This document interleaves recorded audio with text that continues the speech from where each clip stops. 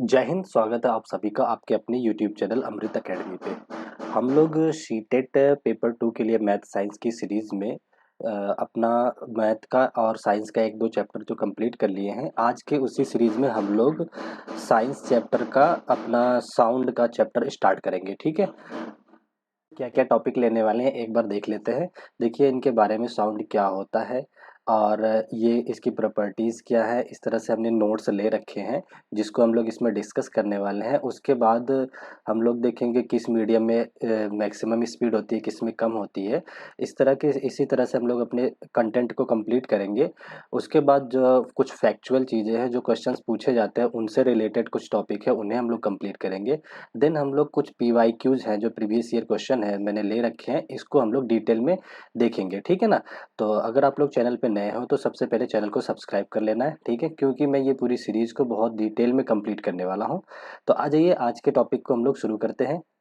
सबसे पहले देखते हैं कि साउंड क्या होता है और इससे रिलेटेड किस तरह से क्वेश्चन पूछे जाते हैं। ठीक, देखिए साउंड क्या होता है, इसका मैंने जो थ्योरी है वो आप लोगों को नोट्स यहाँ पे लगा रखे हैं। आप लोग स्क्रीनशॉट लेकर पढ़ सकते हैं चीज़ों को, और मैं इसे शॉर्ट वे में समझा देता हूँ और उसके बाद क्वेश्चन करवा देता हूँ। ठीक है, देखिए साउंड क्या होता है। It is a form of energy. Simple सी बात है, साउंड क्या है, sound is a form of energy जो कि which is produced by sensation of hearing in our ears, जिसके सेंसेशन को हमारे कानों के द्वारा सुना जाता है। ठीक है, वो होता है साउंड। कुछ नहीं तो है, एक साउंड क्या है, एक तरह का डिस्टरबेंस बोल सकते हैं या वाइब्रेशन बोल सकते हैं। इसे ही हम लोग वाइब्रेशन होता है। ठीक है ना, इसी को क्या बोला जाता है, साउंड बोला जाता है। अब क्या कह रहा है, propagation of sound. Sound propagate कैसे करता है, कैसे आगे बढ़ता है। ठीक है ना, तो साउंड जो होता है जब भी प्रोपागेट करेगा, एक क्या, sound is produced bye vibrating object. जब भी कोई चीज वाइब्रेट करेगा तभी पॉसिबल होता है कि उसमें साउंड प्रोड्यूस, उससे साउंड निकलेगी। ठीक है ना, जैसे अगर मान लो कोई ड्रम है, कोई ढोल है, उसके इसके ऊपर जब तक हम डंडे नहीं मारते हैं, ये वाइब्रेशन क्रिएट नहीं करते हैं, तब तक इसमें से साउंड प्रोड्यूस नहीं होता है। अगर जैसे ये पेन है, ठीक है, ऐसे शांत है, ठीक है, तो इसमें से कोई वाइब्रेशन अगर अभी नहीं है तो इसमें कोई भी साउंड नहीं होगा। अगर इसको मैं मारूं और इसको मतलब वाइब्रेशन क्रिएट करूं, तभी जाकर के क्या होता है, साउंड प्रोड्यूस होती है। तो सिंपल सा कॉन्सेप्ट ये है कि साउंड का प्रोपगेशन तभी पॉसिबल है जब उसमें कोई भी ऑब्जेक्ट है वो वाइब्रेट करेगा। ठीक है ना। अब एक इम्पॉर्टेंट टॉपिक आ जाता है, माध्यम या मीडियम। ठीक है ना, तो एक चीज नोट करके रखो कि साउंड को ट्रेवल करने के लिए माध्यम नेसेसरी है। Without medium sound can't travel. ठीक है ना, बिना माध्यम के साउंड ट्रेवल नहीं कर सकती है। ठीक है ना। अब माध्यम क्या होता है, जैसे देखिए क्या कह रहा है, the matter of substances through which sound is transmitted.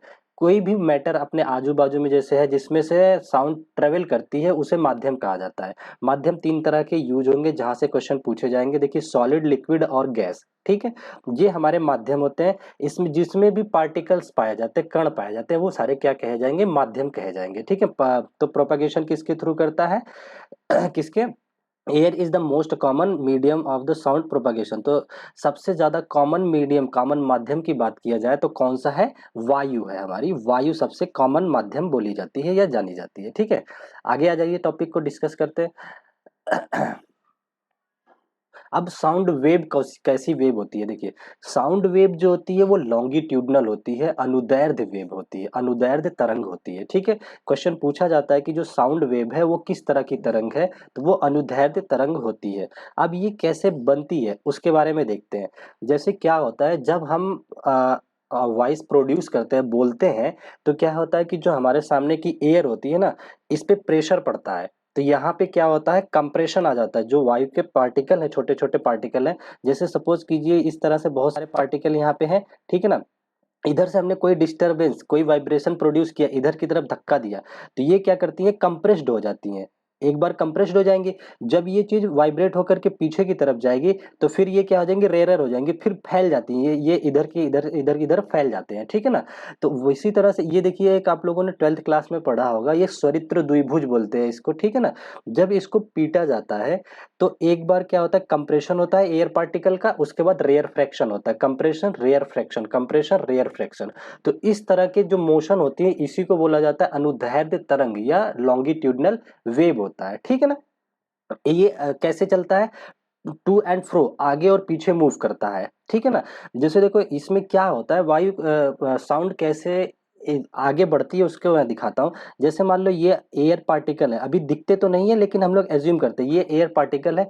यहाँ से मैंने एनर्जी दी ठीक है, एक डिस्टरबेंस क्रिएट करा जिसकी वजह से एनर्जी जनरेट हुई, यहाँ पे गई।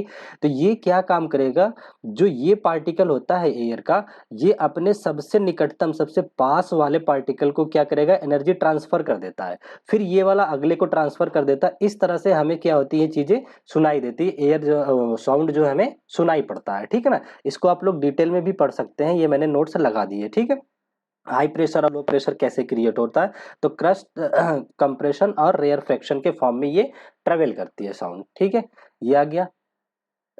अब देखिए, जो साउंड होती है उसको माध्यम की जरूरत होती है, बिना मीडियम के साउंड ट्रेवल नहीं की जा सकती।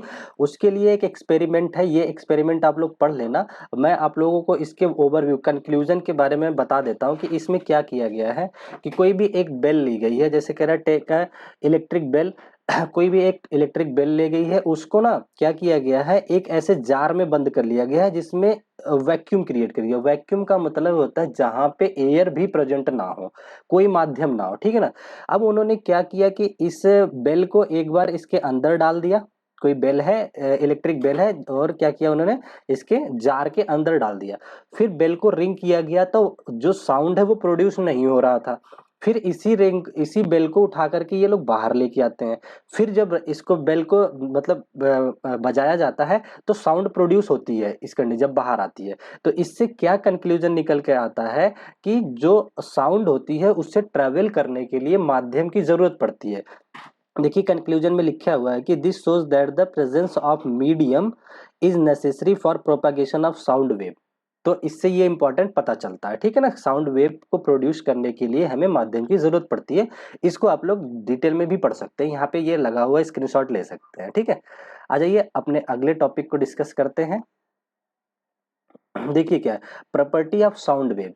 यहाँ से भी बहुत सारे क्वेश्चन पूछे जाते हैं, क्या होती है इसकी प्रॉपर्टी, उसके बारे में हम लोग जान लेते हैं, ठीक है ना। देखिए साउंड वेव की प्रॉपर्टी क्या होती है, इस तरह से अगर वेव चल रही है, ठीक है ना, अप एंड डाउन फॉर्म में, ठीक है ना। तो इस ये जो नीचे होता है इसे ट्रफ बोलते हैं, गर्त हिंदी में इसकी हिंदी होती है गर्त, ठीक है ना। और ये इसको पीक बोलते हैं, जो क्रस्ट बोलते हैं, जो इसके हाईएस्ट पॉइंट होता है इसको क्रस्ट या पीक या उच्चतम बिंदु बोलते हैं, ठीक है ना। अब देखिए वेवलेंथ क्या होती है, कोई वेवलेंथ क्या होती है, जैसे अगर ये वेव है यहाँ से इसके एक मैक्सिमम पॉइंट से दूसरे मैक्सिमम पॉइंट के बीच की जो लेंथ होती है उसे वेवलेंथ बोला जाता है, ठीक है। वहीं अगर हम लोग एम्पलीट्यूड की बात करें तो वो क्या होती है, एम्पलीट्यूड होता है, जैसे ये मीन पॉइंट है, ये एक वेव गई है, यही सपोज कर लो कि ये एक वेव गई है इस तरह से, तो इसका मीन पॉइंट कुछ होगा इस तरह से, बीचों बीच कोई लाइन होगी। मीन पॉइंट से मैक्सिमम बिंदु की जो डिस्टेंस होती है इसी को बोला जाता है एम्पलीट्यूड, इसे ए से डिनोट किया जाता है, ठीक है। अब फ्रीक्वेंसी क्या होती है, देखिए फ्रीक्वेंसी के बारे में पढ़ लेते हैं। क्या है, नंबर ऑफ ऑसिलेशन। ऑसिलेशन का क्या मतलब होता है, मूवमेंट होता है एक कर्व बनाने में। जैसे ये वेव यहां से चली है, देखो ये वेव यहां से चली, घूम करके वापस गई, फिर उसी पोजीशन पे आने में जो इसका टाइम पीरियड लगा हुआ वही इसकी फ्रीक्वेंसी होती है। इसका एक क्या होता है, ऑसिलेशन होता है, क्या ना, नंबर ऑफ ऑसिलेशन। जैसे यहां से चली फिर वापस फिर यही पोजीशन पे आ गई, ठीक है, तो एक ऑसिलेशन इसका कंप्लीट हो गया, ठीक है। अब फ्रीक्वेंसी क्या होता है, देखिए कह रहा number of oscillation of sound wave is called its frequency, ठीक है ना। कितने एक टाइम पीरियड में कितने ऑसिलेशन ले रहा है कोई साउंड वेव, वही उसकी फ्रीक्वेंसी कही जाती है, ठीक है ना। अब देखिए आगे और समझा रखा है कि the number off peak and trough per unit of time will given frequency. तो एक सिंपल से ये याद रखो कि एक यूनिट ऑफ टाइम में कितने ट्रफ और कितने क्रस्ट जो है इन्वॉल्व हो रहे हैं वही उसकी फ्रीक्वेंसी होती है। इसकी यूनिट याद रखना, इसकी जो एसआई यूनिट होती है वो हर्ट जो होती है, इसको एच जेड से, कैपिटल एच जेड से डिनोट किया जाता है, ठीक है। आई होप यहाँ तक आप लोगों को चीजें क्लियर हो गई होंगी, ठीक। अब आ जाइए टाइम पीरियड क्या होता है। टाइम पीरियड क्या होता है, the time taken to complete one oscillation is called time period. मतलब टाइम पीरियड, किसी वेव की टाइम पीरियड जो होता है, एक ऑसिलेशन कंप्लीट करने में जो टाइम लगा है उसे ही बोला जाता है उसका टाइम पीरियड, ठीक है। ये हो गया। इसको इसकी जो यूनिट होती है वो सेकेंड होती है, इसको कैपिटल टी से डिनोट किया जाता है। यहाँ से क्वेश्चन बने हुए हैं इसलिए मैं इसको थोड़ा सा ज्यादा डीप में बता रहा हूँ, ठीक है। अब देखिए relation of frequency and time period और फ्रीक्वेंसी के बीच जो रिलेशन होता है वो रिवर्स होता है। जैसे जो फ्रीक्वेंसी होती है is equal to 1 upon time period होता है। यहाँ पे फ्रीक्वेंसी को v से डिनोट किया है, कहीं कहीं पे f से डिनोट किया जाता है, तो ये 1/t के इक्वल होता है। एम्पलीट्यूड के बारे में मैंने बता दिया कि मैग्नीट्यूड ऑफ मैक्सिमम डिस्टेंस, जैसे यहाँ से मीन पॉइंट से कितना हाईएस्ट डिस्टेंस है वो उसका मैग्नीट्यूड होता है, ठीक है ना। अब साउंड की सॉफ्टनेस और हार्डनेस भी इसी से डिसाइड होती है, वो आगे हम लोग डिस्कस कर लेंगे। यहाँ पे एक पॉइंट मैंने ले रखा है, जो क्वेश्चन पूछा जाता है कि जो साउंड की गति होती है, जो मोशन होता है साउंड का, वो कैसा मोशन है। तो वो आप लोगों को याद रखना है कि वो साउंड की जो गति होती है वो दोलनीय गति होती है। दोलनीय गति क्या होता है, देखो एक दो लोलक होता है, इस तरह से एक कोई स्टैंड होगा, उसके नीचे एक रस्सी में बांध करके सरल लोलक को यहाँ पे लटका दिया जाता है, बॉल को, ठीक है ना, फ्री छोड़ दिया जाता है। ये क्या काम करता है, आगे और पीछे मोशन करता है, टू एंड फ्रो। उसी तरह से साउंड की भी, जैसे साउंड ये रहा, एक पार्टी साउंड का मतलब मीडियम का एक पार्टिकल ये रहा, तो इसमें एनर्जी ना आगे पीछे इस तरह से चलती है, जैसे जैसे वाइब्रेशन इस पे क्रिएट होता है आगे पीछे मूव करती है, टू एंड फ्रो, ठीक है ना। तो ये किस तरह के, किससे सिमिलरिटी दिखा रहा है, इस सरल लोलक की गति से, तो इसीलिए इसकी गति को दोलनी गति भी कहा जाता है। अभी क्वेश्चन आगे देखने को मिलेगा तो मैं आपको बताऊंगा वहां पे, ठीक है ना। अब इस सरल लोलक का टाइम पीरियड क्या है, टाइम पीरियड का मतलब है यहाँ से चला वापिस यहाँ फिर पहुंचा, बीच जैसे यहाँ गया ऊपर चढ़ा, फिर इधर ऊपर चढ़ा, फिर यहीं आ गया। तो ये टाइम पीरियड जो होता है ये फार्मूला होता है पाई इंटू 2 पाई, यहाँ पे sorry 2 pi under root L/G होता है। ये फार्मूला आप लोग याद रखेंगे कि क्या होता है टाइम पीरियड का formula, 2 pi under root L/G होता है, ठीक है।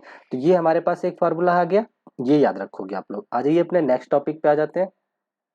देखिए अभी मैंने बताया कि जो साउंड की लाउडनेस, जैसे कोई ध्वनि है बहुत कर्कश हमें लगती है, कभी कभी बहुत मधुर लगती है, वो चीजें किस पे डिपेंड करती है, कई बार थ्योरी से यहाँ से डायरेक्ट क्वेश्चन पूछा जाता है। तो ये चीजें जो एम्पलीट्यूड मैंने बताया अभी, इस तरह से जो एम्पलीट्यूड है इसके मीन से ये जो डिस्टेंस है, जितना ज्यादा एम्पलीट्यूड होगा, ये जो जितना ज्यादा लेंथ बढ़ेगी उसकी लाउडनेस उतनी ज्यादा होगी। देखिए क्या कह रहा है, एम्पलीट्यूड इज स्मॉलर, कह रहा है if the amplitude is smaller the sound will B soft. छोटा होगा जितना उतनी सॉफ्ट ध्वनि निकलेगी, सॉफ्ट आवाज निकलेगी। जितना बड़ा होगा ये एम्पलीट्यूड उतने ही कर्कश ध्वनि निकलती है, ठीक है ना। कह रहा है and if the larger then sound will be louder, ठीक है ना। आगे क्या कर रहा है, higher amplitude help the sound wave in travel faster. जितना देखो कह रहा है कि हायर एम्पलीट्यूड, जितना ज्यादा एम्पलीट्यूड होगा वो साउंड को ट्रेवल, साउंड की स्पीड को ट्रेवल करने में मदद करता है, फास्टर स्पीड करवाता है, ठीक है। तो सॉफ्टनेस और लाउडनेस का कॉन्सेप्ट क्लियर हो गया, यहाँ से भी क्वेश्चन पूछे जाते हैं, आप लोग स्क्रीनशॉट लेकर के भी चीजें रख सकते हो, ठीक है। आ जाइए अगले टॉपिक को देख लेते हैं हम लोग क्या कह रहा है इसमें। स्पीड ऑफ साउंड, साउंड की जो स्पीड होती है वो माध्यम पे कैसे डिपेंड करती है, ठीक है ना। देखो एक तो ये फार्मूला याद रखना है कि स्पीड ऑफ साउंड जो होता है वेवलेंथ अपॉन टाइम होता है, ये वेवलेंथ अपॉन टाइम होता है। It is the distance, speed की बात कर रहा है, it is the distance which compression or rarefaction travel per unit time, उसे क्या बोलते हैं, पर स्पीड बोला जाता है, ठीक है। अब स्पीड से इंपॉर्टेंट ये है कि किस माध्यम में कितनी ज्यादा स्पीड होती है। तो ये आप लोगों को याद रखना है कि साउंड की सबसे ज्यादा स्पीड होती है सॉलिड मीडियम में, ठोस माध्यम में, ठीक है ना, हिंदी भी इसकी लिख लो, ठोस माध्यम में सबसे ज्यादा स्पीड होती है। उसके बाद लिक्विड आता है, फिर एयर आता है, ठीक है ना। तो ये आपको सीक्वेंस याद रखना है। जैसे कई बार क्वेश्चन पूछ लेता है कि कोई स्टील है, कोई कहीं वाटर है, कोई एयर है, तो सबसे ज्यादा स्पीड किसमें होगी, तो जो स्टील होगा उसमें सबसे ज्यादा स्पीड होगी। उसके पीछे रीजन क्या है कि जो साउंड होता है वो सॉलिड मीडियम में फास्टर मूव करता है, ठीक है ना। ये बात आप लोग याद रखोगे, इससे रिलेटेड क्वेश्चन पूछा जाता है। यहाँ पे अलग अलग धातुओं के अलग अलग सारी चीजें स्पीड दे रखी हैं, यहाँ से भी आप लोग चीजों को देख सकते हैं, ये नोट्स आपके पास है, ये पढ़ सकते हैं आप लोग, ठीक है। अब एक इंपॉर्टेंट पॉइंट है कि एक क्वेश्चन पूछा गया था प्रीवियस ईयर में, अभी क्वेश्चन सामने आएगा तो वो भी आप लोग देख लीजिएगा। तो ये याद करके रखना है कि शुष्क वायु और नम वायु की अपेक्षा नम वायु में साउंड की वेव क्या, साउंड की स्पीड ज्यादा होती है, ठीक है ना। तो शुष्क और नम में किस में स्पीड ज़्यादा होगी, तो नम वाली जो मॉइस्चर होती है, एयर होती है, उसमें साउंड की स्पीड ज़्यादा होती है। और मॉइस्चर में भी जो 40 डिग्री वाला टेम्परेचर होता है वहाँ पे मैक्सिमम होता है स्पीड। किस पे, 40 डिग्री टेम्परेचर पर जो स्पीड होती है एयर की, उसकी साउंड की, इन एयर, मॉइस्चर एयर में, वो सबसे अधिकतम होती है। ठीक है, आ जाइए अपने अगले टॉपिक पे आ जाते हैं। देखिए, रिफ्लेक्शन ऑफ साउंड, यहां से क्वेश्चन पूछा जाता है कि इको क्या होता है। इको का मतलब होता है एक तरह से शोर, जैसे अपनी ही आवाज आपको सुनाई देती होगी।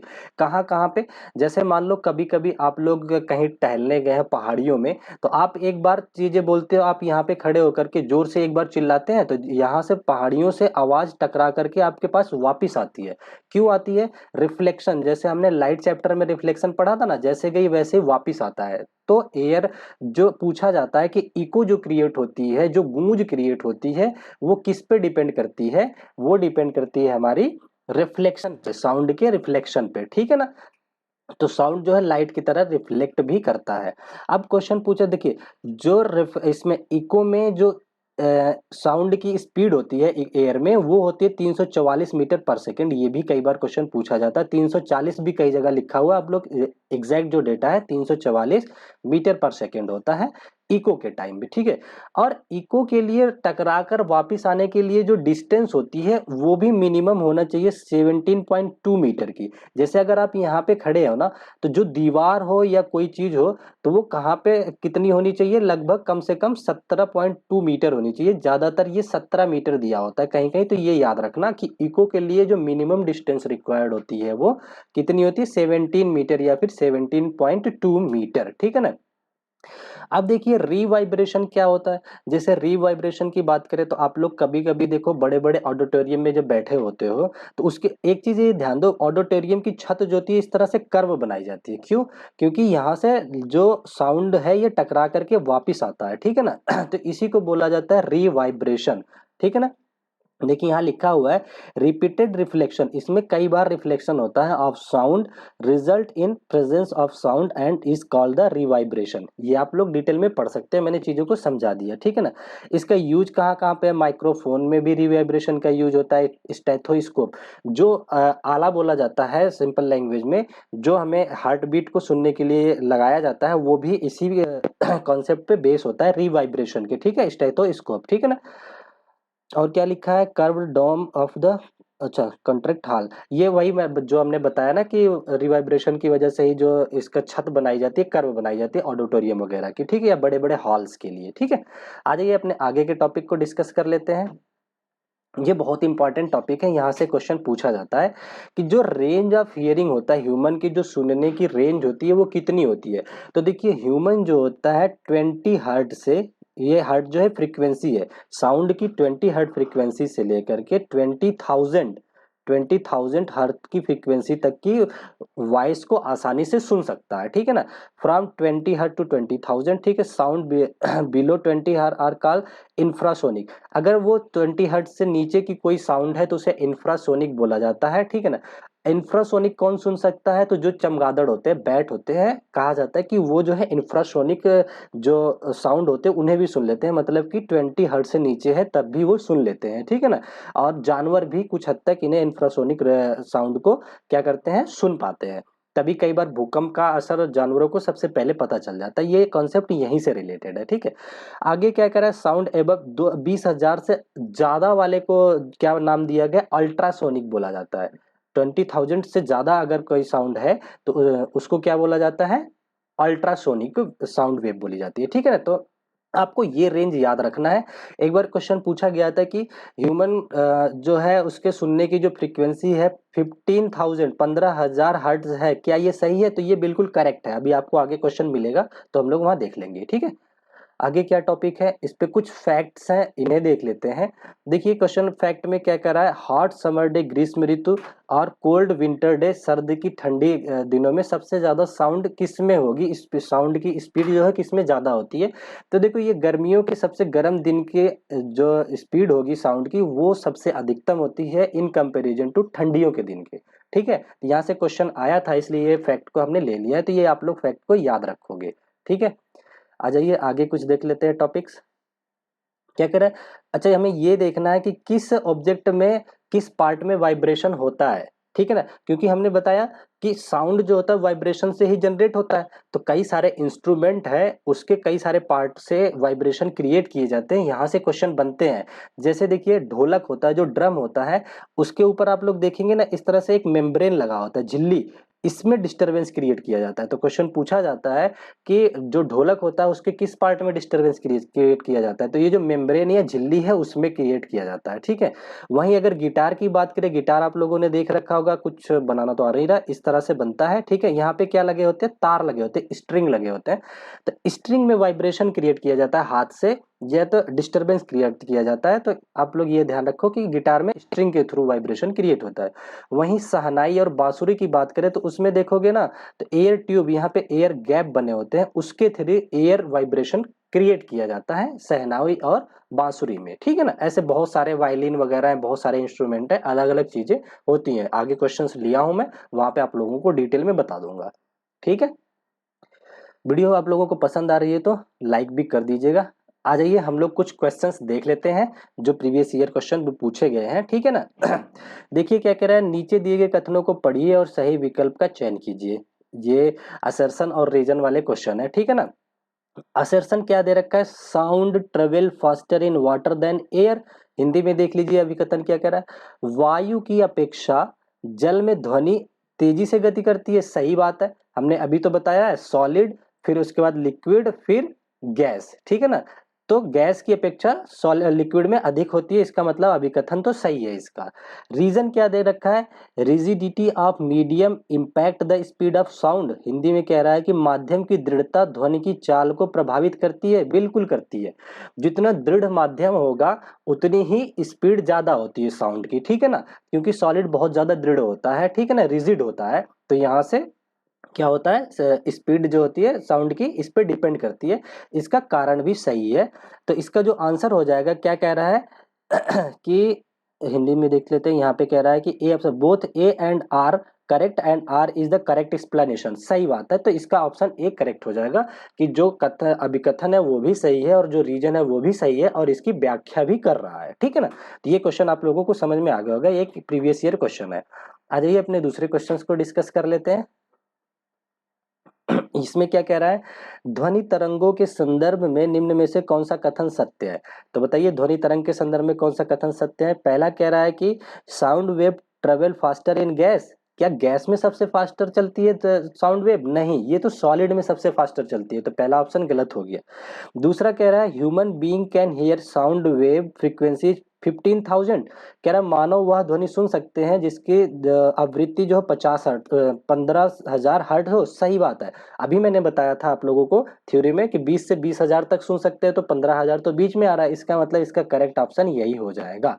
इसने कौन सा कथन सत्य यही पूछा है, तो ये सही हो जाएगा। आगे की चीजें आप लोग देख करके कंपेरिजन कर सकते हैं। आ जाइए अपने नेक्स्ट क्वेश्चन को भी देख लेते हैं, क्या कह रहा है नेक्स्ट क्वेश्चन में। ये भी असर्शन रीजन टाइप का क्वेश्चन है। इसका भी कथन क्या कह रहा है, सर्दी के एक ठंडे दिन की अपेक्षा ग्रीष्म ऋतु के गर्मी के दिन ध्वनि की चाल अधिक होती है, बिल्कुल सही बात है। अभी अभी मैंने आप लोगों को फैक्ट याद कराया है कि गर्मी के गर्म दिन में अधिक साउंड स्पीड होती है इन कंपैरिजन टू सर्दी के सर्द वाले दिन में। दूसरा रीजन क्या दे रखा है, कारण गर्म हवा का घनत्व तो ठंडी हवा के घनत्व से कम होता है। हाँ देखिए, जिस जो घनत्व होता है गर्म हवा, गर्मी के दिन में जो पार्टिकल होते हैं यार ये दूर दूर हो जाते हैं और सर्दियों के दिन में थोड़े पास होते हैं। तो गर्मी वाले सीजन में जो घनत्व होता है वो कम होता है, जहां घनत्व कम होता है वहां स्पीड ज्यादा होती है, ठीक है ना। तो गर्म हवा का घनत्व ठंडी हवा के घनत्व से कम होता है, ये भी बात सही है और यही इसका रीजन भी है, अभिकथन को एक्सप्लेन भी कर रहा है। तो इसका भी पहला ऑप्शन करेक्ट हो जाएगा कि both A and R true और आर इज करेक्ट एक्सप्लेनेशन, तो ये इसको करेक्टली एक्सप्लेन कर रहा है, ठीक है ना। आ जाइए कुछ क्वेश्चंस और हैं, इनको भी हम लोग देख लेते हैं। वीडियो थोड़ी सी लंबी हो रही है लेकिन अब जल्दी जल्दी से हम देख लेते हैं। कह रहा है निम्नलिखित में से गलत कथन को पहचाने, इसमें गलत कथन को पूछ पहचाना है, इस वर्ड का ध्यान देना, कभी आप लोग सही को टिक मार कर दो, ठीक है। कह रहा है ध्वनि निर्वात में गमन कर सकती है, यही गलत है यार। ध्वनि कभी निर्वात में नहीं ट्रेवल करती, अभी हमने एक एक्सपेरिमेंट भी दिखाया था पीछे आपको, तो यही इसका करेक्ट ऑप्शन हो जाएगा। आगे के ऑप्शंस आप लोग पढ़ लेना, बाकी सारे सही दिए होंगे। नेक्स्ट क्वेश्चन पे अपने आ जाते हैं। इसमें क्या कह रहा है, A B C and D नीचे चार माध्यमों को निरूपित करते हैं। चार माध्यम कौन से हैं? वायु को ए लिया है, वाटर वाले माध्यम को बी लिया है, आयरन लोहे की छड़ को सी लिया है, एंड वैक्यूम निर्वात को डी लिया है। क्या पूछ रहा है कि ऊपर दिए गए निम्न में माध्यमों में से गति क्रमशः न्यूनतम और अधिकतम, सबसे कम गति किसमें होती है, सबसे अधिकतम गति किसमें होएगी, बताइए। सबसे जो स्लो हो अगर तीन माध्यम की बात करें सॉलिड लिक्विड गैस में, तो जो सॉलिड होता है उसमें सबसे अधिकतम होता है, ठीक है। इसका मतलब अधिकतम जो है इसमें जो थर्ड है आयरन होगा, ये सॉलिड होता है, इसमें सबसे अधिकतम होगा। तो अधिकतम में देखो ये चार है, ये कट गया, ये चार है, ये कट गया, तीन यहाँ पे भी है, तीन यहाँ पे भी है, तो या तो सी ऑप्शन होगा या तो डी ऑप्शन बी ऑप्शन होगा। और मिनिमम पूछा है, मिनिमम इन तीनों में एयर हो जाएगा। यहाँ पे देखिए निर्वात को हम लोग कंसीडर नहीं करेंगे, यहाँ तो शून्य होती है, यहाँ पे स्पीड होती ही नहीं है, उसने मिनिमम की बात की है तो हम एयर को लेंगे। तो हमारा आंसर सी करेक्ट हो जाएगा। सबसे कम जो स्पीड होगी वो किस में होगी, एयर में होगी, और सबसे अधिकतम किस में होगी, सॉलिड में, या लोहे की छड़ में। ठीक है, आई होप यहाँ तक आप लोगों को कॉन्सेप्ट क्लियर हो गया होगा। देखिए ये क्या कह रहा है, यदि एक सरल लोलक की आवृत्ति 2 हर्ट्ज हो तो यह 16 सेकंड में कितने दोलन पूरा कर सकती है। देखिए जो फ्रीक्वेंसी होती है number of oscillation upon time होता है, अपॉन टाइम ये फार्मूला होता है। फ्रीक्वेंसी किसके इक्वल होती है, नंबर ऑफ ऑसिलेशन, ठीक है ना, कि कितने नंबर ऑफ दोलनों की संख्या को समय से भाग देने पर फ्रीक्वेंसी निकलती है। तो इस फार्मूले से निकाल लेते हैं। एफ की वैल्यू दे रखी है आपको कितनी, 2 दे रखी है, और नंबर ऑफ ऑसिलेशन इसने पूछ रखा है, टाइम दे रखा है 16 सेकंड, तो क्रॉस मल्टीप्लाई कर दीजिए, तो नंबर ऑफ ऑसिलेशन जो आ जाएगा 16 दूनी 32, तो 32 32 ऑसिलेशन इसका आंसर हो जाएगा, जो कि सी ऑप्शन में दे रखा है, ये करेक्ट आंसर हो जाएगा, ठीक है ना।